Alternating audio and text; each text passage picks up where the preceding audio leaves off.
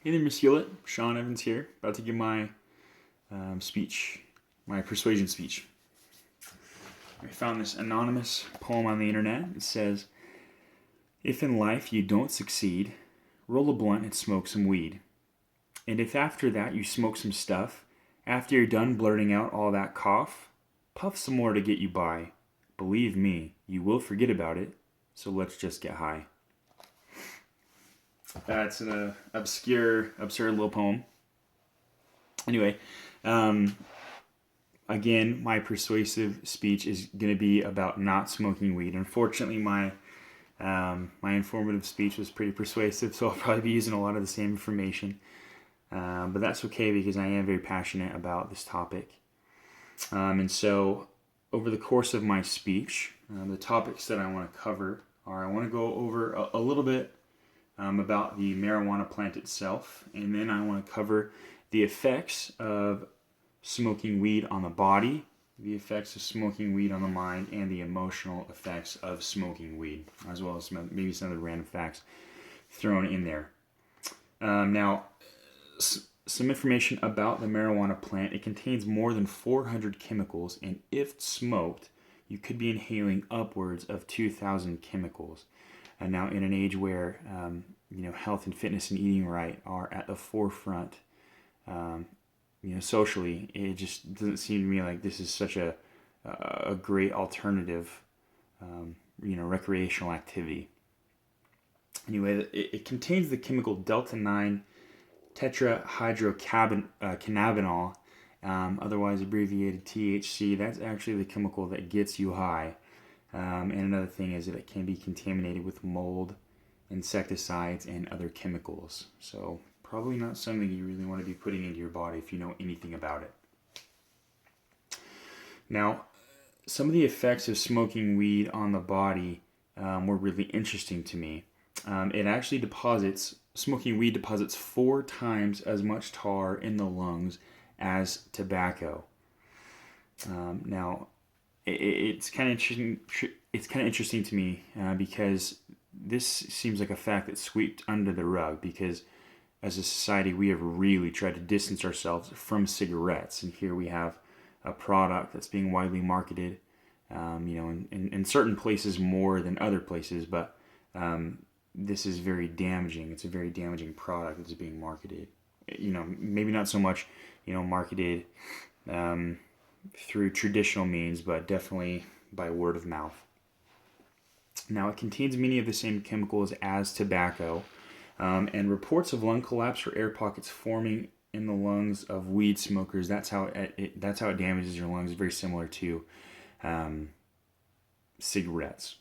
And there are indications that smoking weed can cause cancer, and that is directly related to the fact that weed contains many of the same chemicals that tobacco contains in it.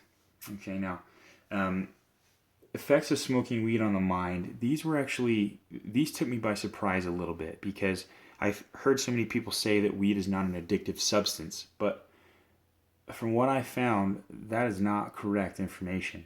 In fact, it's just the opposite of that. In fact, 9% of people who begin smoking weed as an adult become addicted. 17% of people who begin smoking weed between the ages of 13 and 25 become addicted. About half of people who smoke weed daily become addicted. Okay, now that is a lot. That's a lot of people. And I don't know where people get this information that it's not a psychologically addictive drug, because clearly it is. Now, some of the mental side effects of smoking weed are that it exacerbates schizophrenia, depression, anxiety, suicidal thoughts, and other mental illnesses. And it slows reaction time and alters decision-making ability. Those last two were kind of obvious. I know that people have talked about that whenever they talk about weed. Obviously, it's supposed to slow you down or relax you. Now, the emotional effects of smoking weed. These are ones that are probably pretty easy to guess. Users reported less satisfaction with life because They had poorer relationships with others. They had less success at school or at work, or I should say, and or at work. And then poor overall mental and physical health were reported. I can definitely see less success at school and or work, simply because if you're so, stoned out of your mind, then it'd be pretty hard to function. Now, just some other interesting facts that I picked up.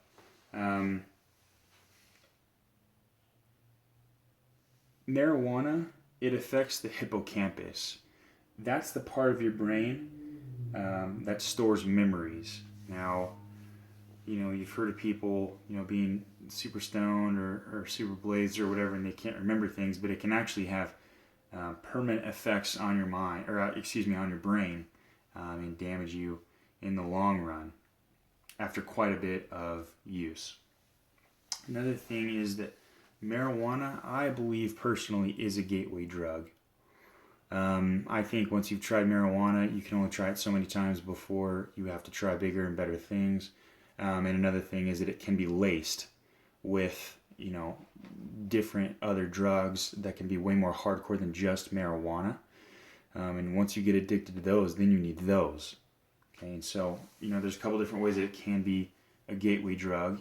All of them are dangerous. Now, I've talked a little bit about, during the course of my speech, the mental, physical, and emotional effects of smoking marijuana. I personally take the stance that smoking marijuana is bad for you.